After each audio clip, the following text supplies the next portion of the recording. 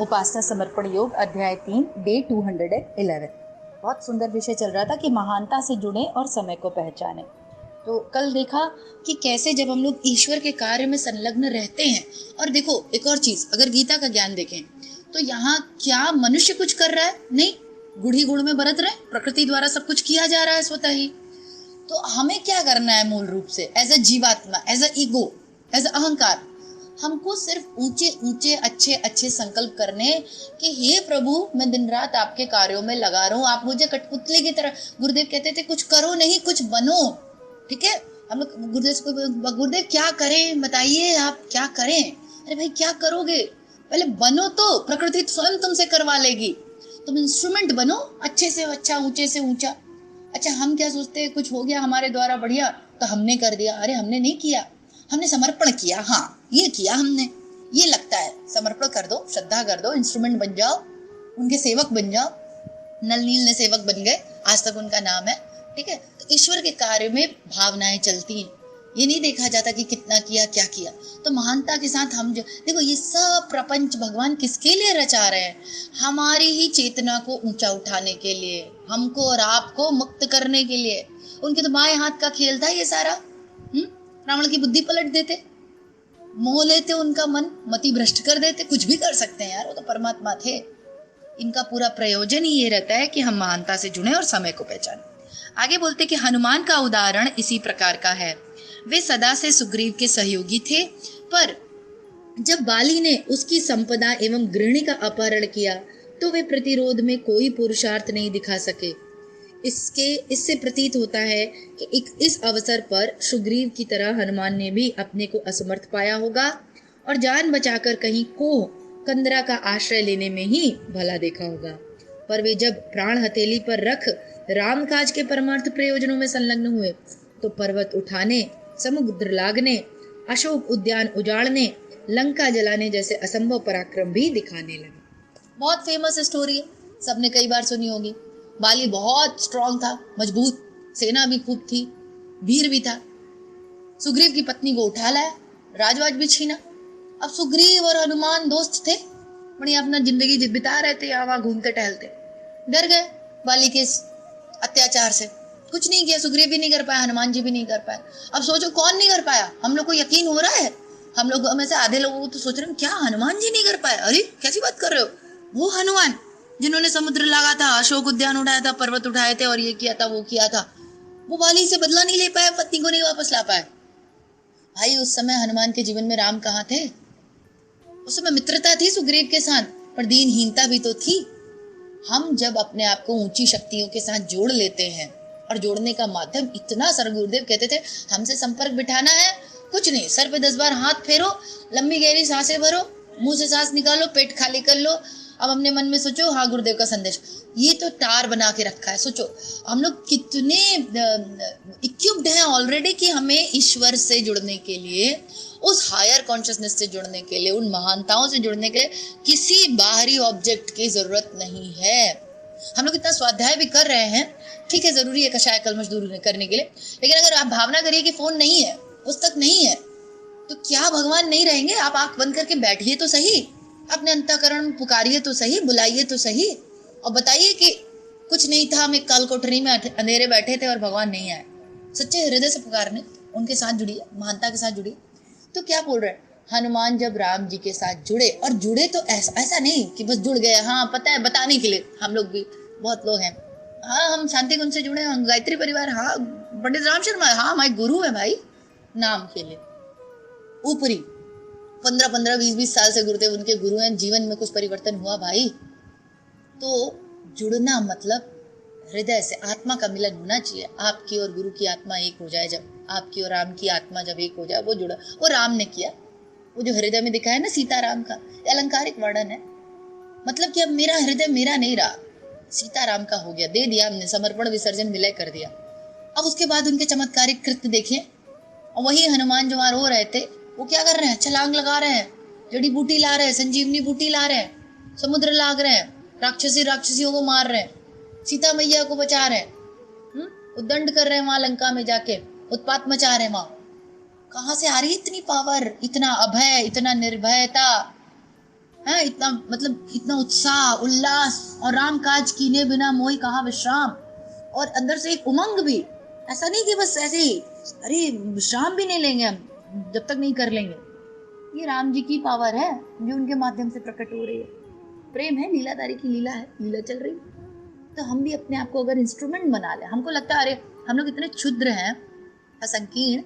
एक जगह चर्चा चल रही थी, वो लेडी भाई भावना करने को नहीं तैयार थी, उसको बस इतना कह रहे थे कि बस भावना करनी है कि आपके पास बहुत है और आप सबको दे रही हैं। सोचो, वो ये सोचने में उसको संकीर्णता आ रही थी कि नहीं मैं क्यों दूं किसी को, मेरा पति कमा के ला रहा है, मेरे पैसे हैं, मेरा घर है।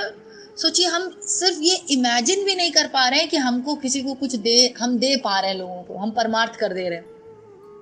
और करना तो बहुत दूर की बात है, और आप करोगे भी क्या, या प्रकृति सब कर रही है, हमको सिर्फ ऊंचे संकल्प करने हैं।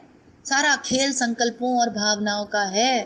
कैसे बताएं कि सब कुछ भावना से गवर्न होता है, एनर्जी फील्ड्स हैं, सब सब विज्ञान है पूर्ण रूप से। सिर्फ ऊंची से ऊंची, श्रेष्ठतम से श्रेष्ठतम विचारधारा, भावना, और वो अंतःकरण से होनी चाहिए, ऊपर से नहीं।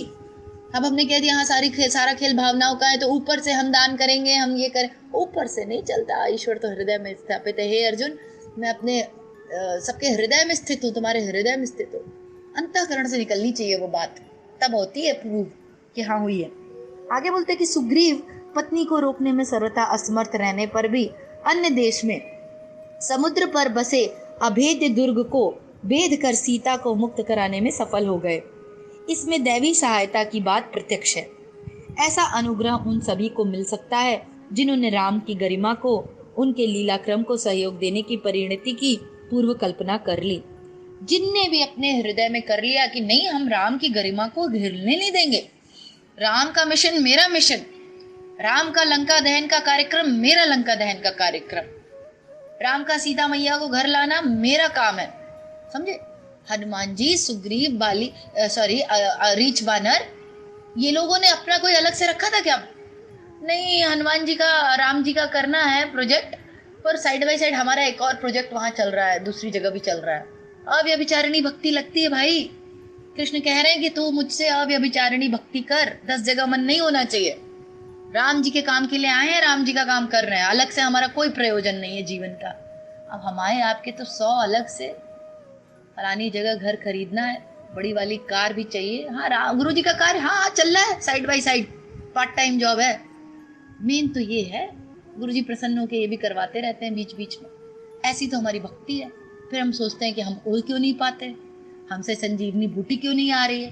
तो भाई हनुमान हो तुम, हनुमान ने जीवन अर्पण कर दिया, आम्रपाली ने जीवन अर्पण कर दिया, अंगुलीमाल ने जीवन अर्पण कर दिया। आज उन लोगों के नाम इसीलिए लिए जाते हैं। आपका अलग से अपना कोई प्रयोजन नहीं होना चाहिए।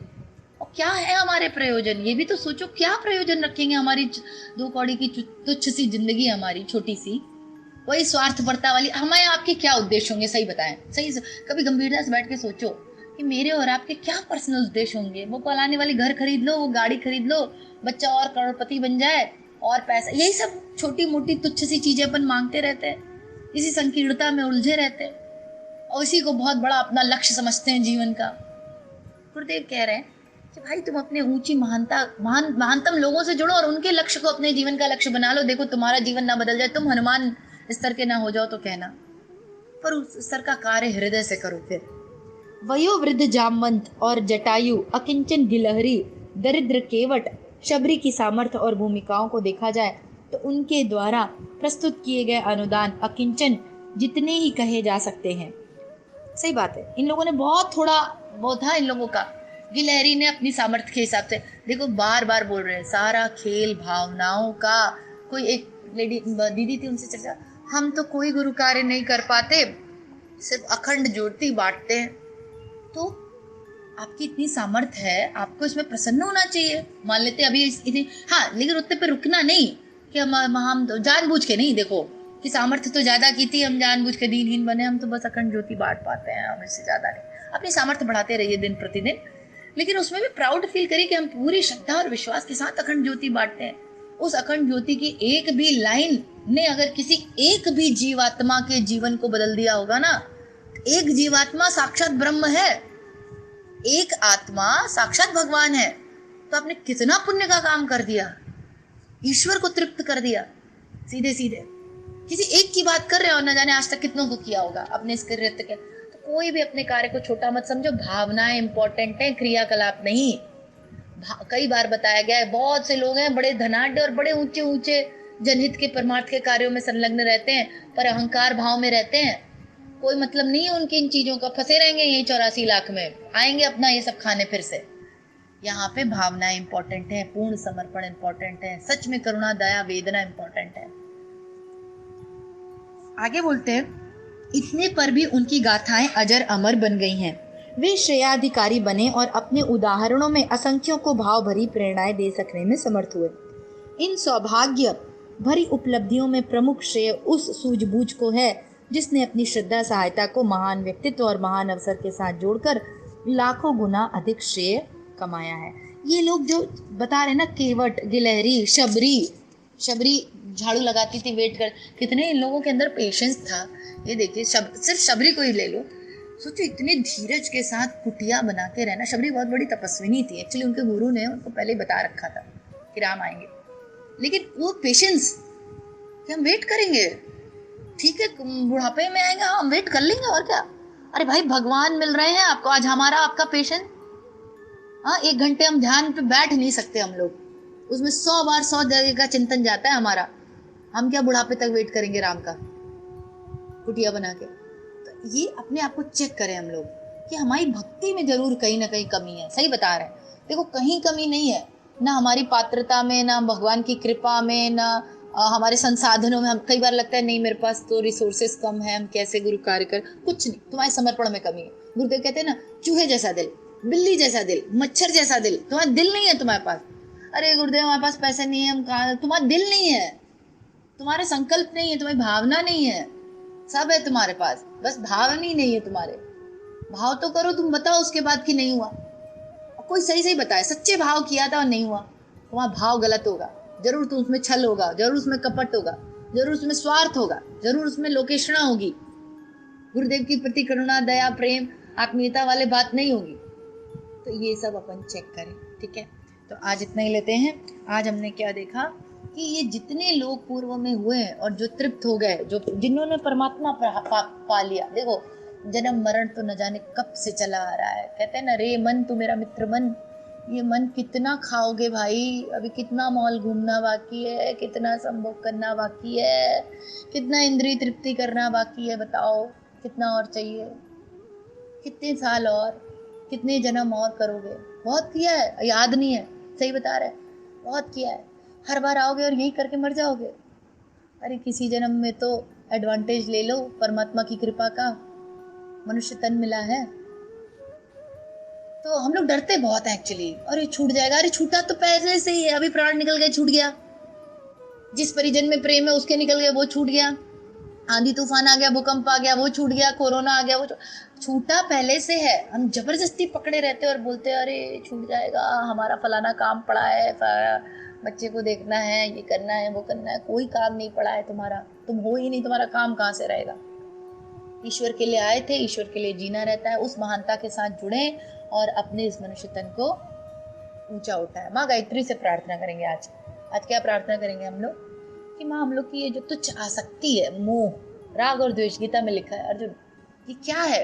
अर्जुन पूछते हैं कि मनुष्य इतना पावरफुल है, भगवान ने उसको अपने जैसा बनाया है एकदम, जो पावर उनके पास है सब देके, तब भी क्यों अधोगति को पहुंच जाता है, तभी क्यों निकृष्टता में उलझ जाता है। बोले राग कामेश क्रोधेश रजोगुण समूहता, ये है काम क्रोध, वही राग द्वेष, सब मिला जुला के सब एक ही रहता है। ये अर्जुन तुम इसमें किसको दोषी मानो, कौन दोषी है मनुष्य को अधोगति में डालने के लिए। राग द्वेष काम क्रोध, ये है सुपर महामानव मनुष्य। मनुष्य तू बड़ा महान है, उस महान मनुष्य को धराशायी करने में 1 सेकंड में पल में गिरा देते हैं। कौन, मोह काम क्रोध ममता राग द्वेष, क्षण भर में आपको पटक देंगे जमीन पर। आज माँ गायत्री से प्रार्थना करेंगे कि जो उनकी प्रकृति माँ की है ना, जैसे मान लेते हैं कि किसकी प्रकृति है, राग माँ की, माँ अपनी माया समेट लो, है ना। जब बहुत माया घेरे ना, बहुत मोह लगे, होता है सबके साथ होता है, बहुत आसक्ति आने लगे परिवार के संबंधों में, सामानों में, धन में, दौलत में, है ना, माया में, तो माँ से प्रार्थना किया करो। बड़ा कारगर उपाय है। हे माँ, अपनी माया समेट लीजिए। आप तो माँ है, आप तो जानती हैं कि आप ही की है, आप ही ने फैलाई है, तो आप प्लीज़ इसको समेटिए ना। मुझे अपने स्वरूप का ज्ञान होने दीजिए ना, मुझे अपनी सच्ची माँ से मिलने दीजिए ना। वो मार्ग देंगे, वही देंगे भाई, हमारी तो इतनी हैसियत नहीं। तो आज माँ गायत्री से प्रार्थना करेंगे तो अपनी माया समेटें, जिससे हम सभी उन महानता से जुड़ पाए, हम अपने जीवन के असली उद्देश्य, असली लक्ष्य से जुड़ पाए। ये माया है बीच में बंधन, ये जो है फंसा देती है, हमें उलझाती है। तो माँ, आप हमें सभी द्वंद्वों से निर्द्वंद कर दीजिए, इन उलझनों से ऊपर करिए। ऐसी माँ गायत्री से प्रार्थना करेंगे। सभी कमर सीधी कर लें, भावना करें गायत्री मंत्र। ओम भूर्भुवः स्वः तत्सवितुर्वरेण्यं भर्गो देवस्य धीमहि धियो यो न प्रचोदयात्। जय गुरुदेव। सभी को प्रणाम। हमारे YouTube चैनल को सब्सक्राइब करें और बेल आइकन को दबाकर ऑल पर क्लिक करें ताकि नोटिफिकेशंस आपको मिलती रहें।